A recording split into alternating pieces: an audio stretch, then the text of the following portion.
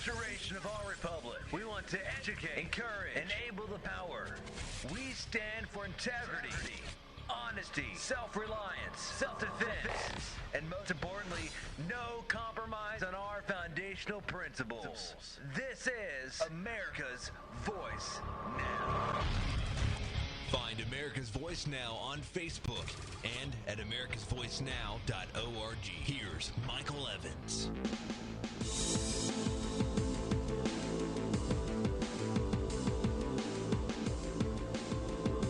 Good morning, America.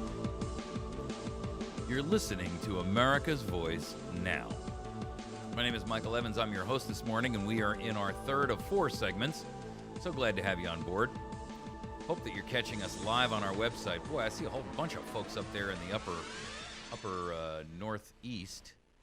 Let's see. I've got folks up there in Buffalo, the mighty Buffalo, New York. Erie, that's Erie, Pennsylvania, I'm guessing. Farmington Hills, that's in the Michigan area. Always glad to have you guys on board. Liberty and Independence. And I see Haymarket, and I wasn't kidding about Liberty and Independence. Boy, that's in the heart of the country, right? And they know exactly where they should be thinking. Haymarket, I'm not sure where that is. It looks like it's down in Maryland someplace. There's a number of places where you can capture the show and catch it live, including on our own website at americasvoicenow.org, where you can catch it in either audio or video. And if you miss an episode, you can catch it on our website, on our YouTube channel, where we have a post up, a little thumbnail where you can click it and just listen or watch. You also have a great option to use our Listen line. Our Listen line is a totally free service to you. It's a toll call, but you can call it at any time and get that entire day's program anytime at your convenience. The phone number for that Listen line is area code 415-325-0725. That's 415-325-0725. The beauty of that Listen line is that if you're on the road, if you're traveling, if you are outside of our terrestrial radio area, or you don't have access to the internet, you can simply call that phone number and listen to an entire program. You get the whole 100 minutes played at your convenience, your time slot, the whole 9 yards. There's even some controls on there so you can move around forward and back and that kind of thing. I encourage you to do so because that Listen line is provided to us free of charge by a company called Audio Now, and they are an outstanding group that has made this service available to us, and it's called their Radio Over Telephone Listen line. So, again, it's 415-325-0725. So, we're going to cover this topic in reference to the media shield law that Chuck Schumer and Dianne Feinstein have been promoting. And the reason that I'm concerned about this is because it is clearly an abuse of the First Amendment right against free speech. Now, it sounds like it makes sense because they're talking here about, what the NSA was doing by spying and the Department of Justice was doing by spying on the Associated Press and Fox News' James Rosen and stuff like that. But I got to tell you, that's not what it's really about.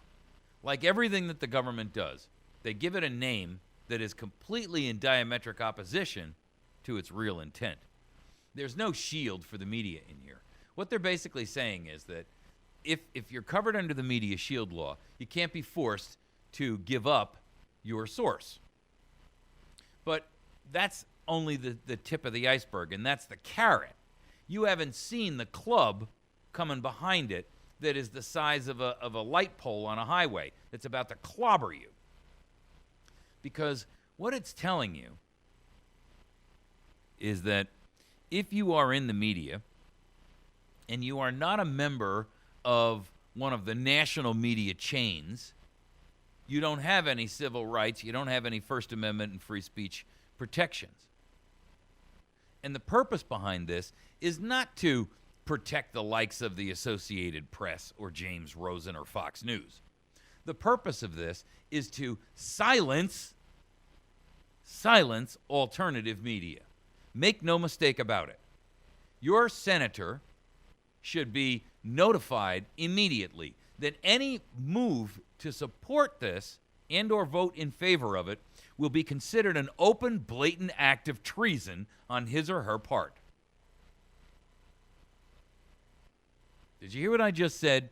It's an open and blatant act of treason because it clearly separates those people from the media, from the remainder of society. And I cannot find anywhere in the First Amendment that says you have no right of free speech unless you're a member of the media. The way they couch it here in the Associated Press is even more troublesome because what I find the most disturbing about this is that the Associated Press is one of the examples they name about how they were, the Department of Justice subpoenaed a bunch of phone records from the AP and so forth and so on. And here's their article on it. They failed to protect us while simultaneously kind of applauding their own protection, which I find to be treasonous on its own. In other words, they're not pointing out the fact that this strips everybody else, except them, of protections. A supporter of a bill to protect reporters in the news media from having to reveal confidential sources said Friday the measure has the backing of the Obama administration and the support of enough senators to move ahead this year. Okay. First of all, if it has the backing of the Obama administration, you can bet your bottom dollar it is not good for America. I just said it, and I meant it.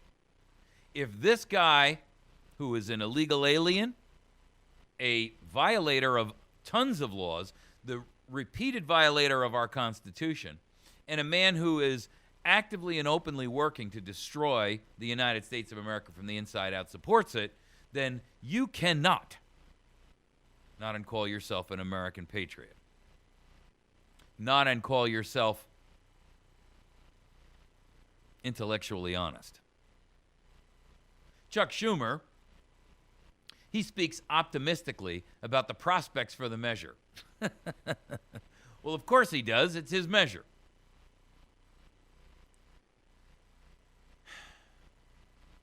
The article says, while the First Amendment protects freedom of the press, quote, there is no First Amendment right for gathering information, says Chuck Schumer. Oh, I disagree. It doesn't say anywhere in the First Amendment that, and listen, this is more of the same kind of nonsense that we've seen where these people take the interpretation of a constitutional statement in the Bill of Rights and they attempt to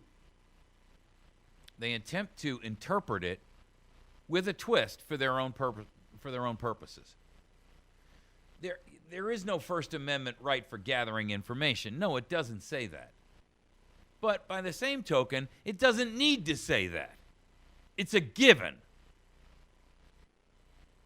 You don't sit there and say that the press has the right to report, but no way to gather information. I mean, that's like saying, well, you have the right to drive, but you can't put your foot on the gas pedal. What's the point?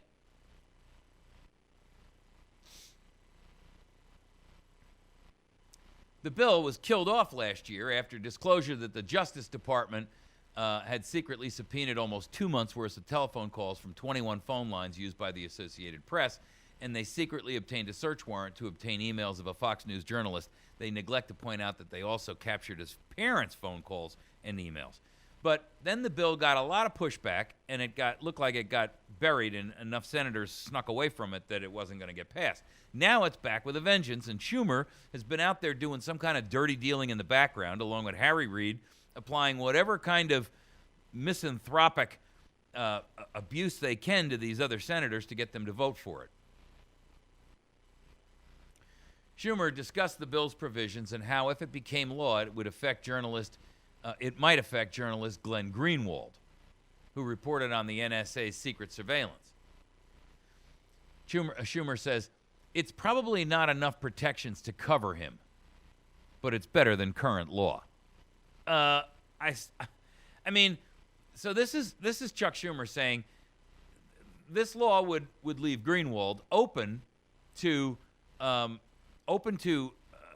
kind of prosecution simultaneous, and it won't cover him, but it's better than the current law. He's not obligated under the current law either.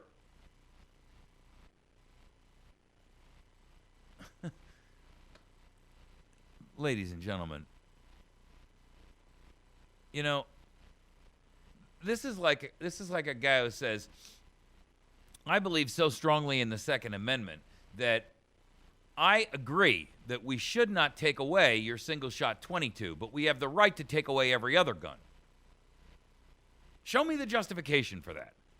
As if that's the choice. As if the choice for you is suicide or death by someone else's hand. I mean, give me the reason as to how, the logic, the rationale as to how that is done.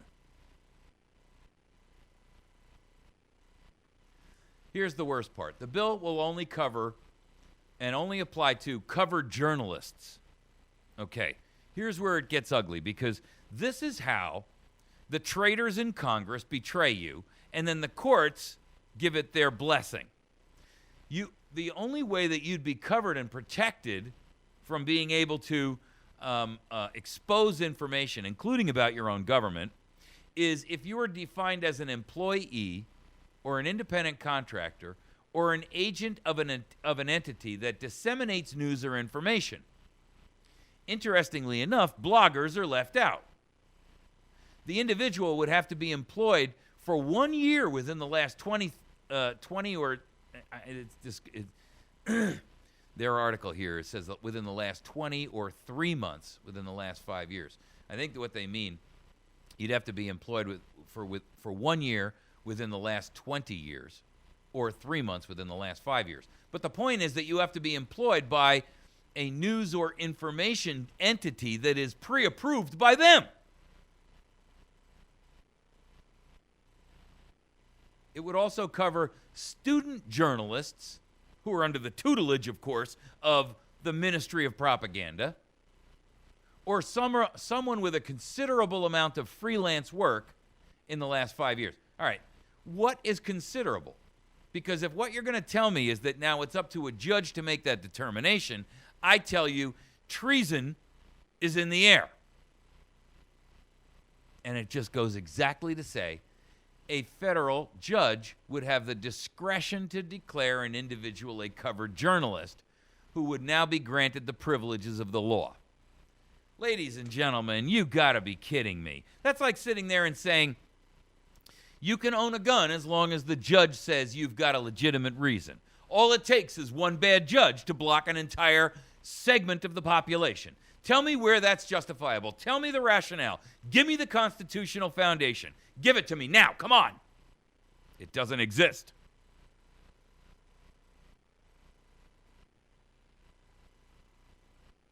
The bill goes on to say that information is only privileged if it is disseminated by a news medium, which they describe as a newspaper, a nonfiction book, a wire service, a news agency, a news website, mobile application, or other news or information service, whether distributed digitally or otherwise.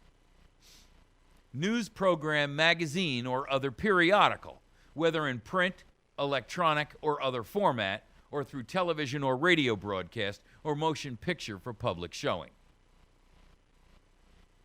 It draws the line on Twitter, draws the line on blogging, and other social media that's written by non-journalists. So let me ask you this. It says that all of these organizations, these newspapers, wire services, and news agencies, news websites, so that means that they're covering places like the Wall Street Journal, the New York Times, the Philadelphia Inquirer, the Tribune, the Miami Herald, the LA Times, right? Okay. Didn't all of those places start in somebody's basement somewhere, or a garage? I mean, Fox News only came into being in the late 90s. So how long was it before Fox was a legitimate news organization? Was it 3 months of operation? Was it 12 months of operation? Breitbart came into being a couple of years ago. When did it become legitimate? Is it legitimate, or is it still persona non grata? So, does this also bar a guy like that young college guy who goes out with his camera and exposes stuff like Acorn? We don't know. And it's up to a judge to make that determination. So what that means is that they can get you in their grasp and beat you to death by financial attrition, by basically making you go to court and defend yourself for the right to have First Amendment free speech. That's treason, folks. Period. End of argument. End of discussion. There's nothing further to say. And if your senator votes for it, he should be charged with treason, removed from office, and labeled what? What's the word? Well, what do they say when you've been removed from the military for actions that would be unbecoming of a person who's taken their oath? It's called dishonorably discharged. And with that label, you can never run for office again. With that label, you are worse than a felon. You have no right to a job. You have no right to work in government. You have no right to dictate rules to anyone else. If your senator votes for this, you dishonorably discharge him by recall, or if you cannot get a recall and you don't want to wait for the next election, then you and your citizens in your state should march on your capital and remove him or her by physical means if necessary. Charge them with the crime of treason. If we citizens don't have the right to charge our treasonous alleged representatives, then who does?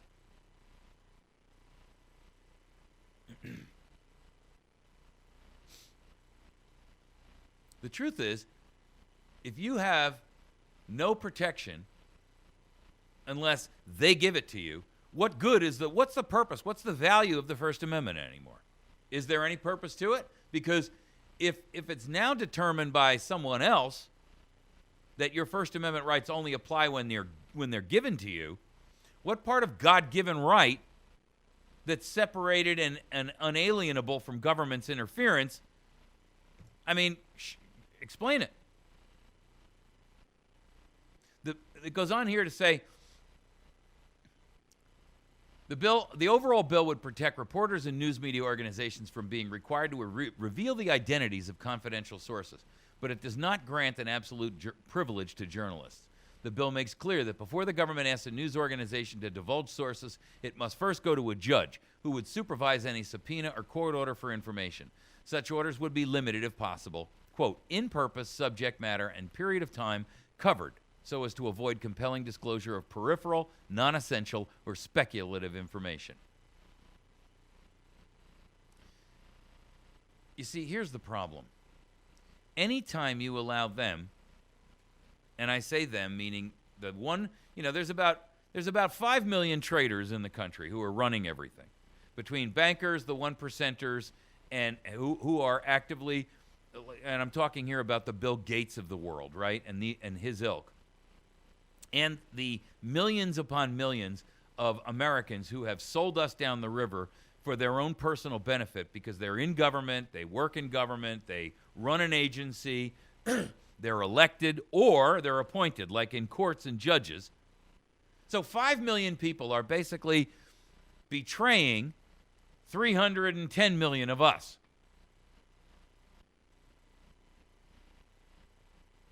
Schumer was asked about how the bill would affect James Rosen, a Pulitzer Prize-winning reporter who has been battling government efforts to force him to testify in the trial of a CIA official accused of leaking information to him. And Schumer says, well, under our bill, Rosen would have his day in court. I'm sorry, but if whistleblowers' information is not protected, then we won't have whistleblowers anymore. And that, ladies and gentlemen, is the entire point of this treasonous bill.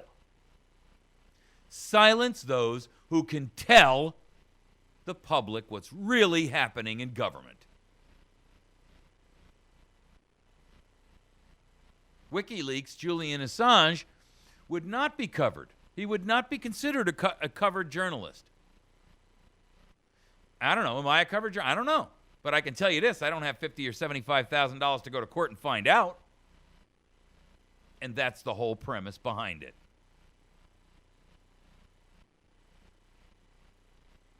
The vote is expected to be taken in April, which means it'll probably be taken in secret at 11 o'clock at night when nobody's looking, and all of your alleged representatives who don't want this on their plate will say, I can't make that vote, and they'll vote not present.